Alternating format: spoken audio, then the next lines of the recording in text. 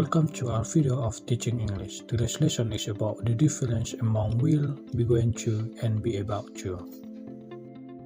Today, I'm going to teach you by mixing Indonesian and English so it will be easy for you to understand my explanation. Will, be going to, and be about to are usually used for talking about something that will happen in the future. But in this case, they are totally different.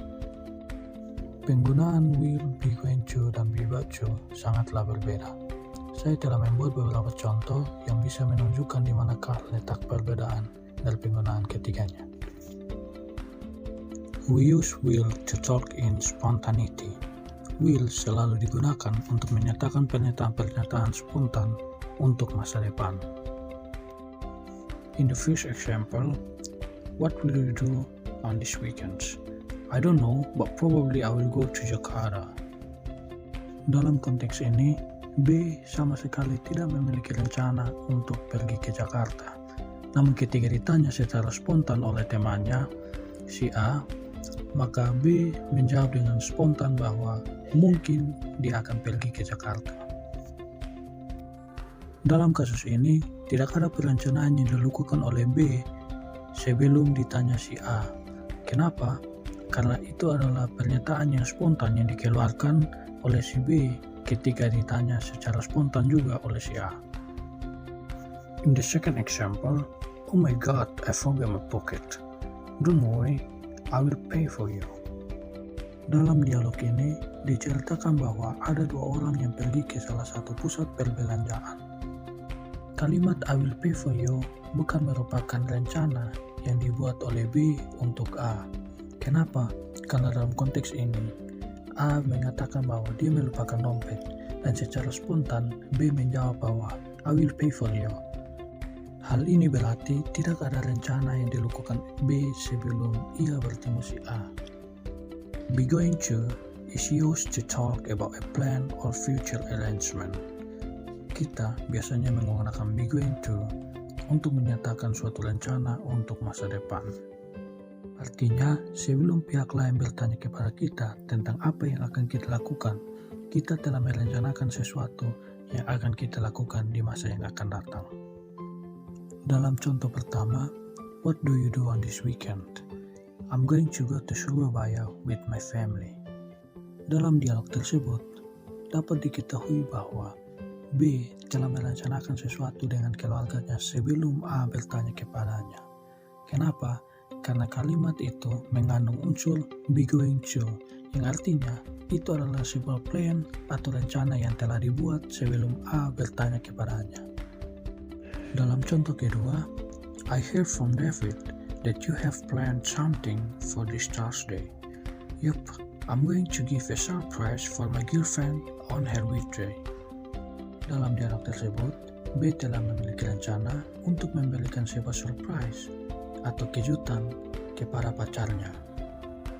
Dalam kalimat pertama yang diucapkan oleh A, I heard from David, kita telah mengetahui bahwa itu adalah sesuatu yang telah terjadi di masa yang lampau.